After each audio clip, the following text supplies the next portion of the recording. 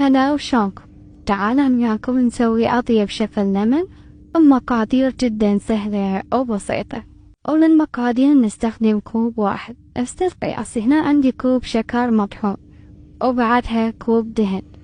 نخلط المواد سوا وبعدها راح تتجانس المواد وراح أضيف عليهم كوبين طحين، وهنا ضفت كوب الثاني وبعدها راح أعجن بيهم عجنة زينة حتى تتماسك المواد كلها سوا.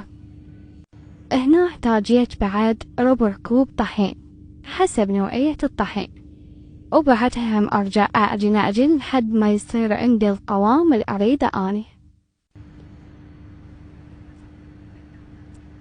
وبعدها هنا شوفوا صار القوام اللي أريده أني للشكر ليمون. راح أدخلها الثلاجة من 2 إلى 3 وبعدها أبدي أشتغل بيها.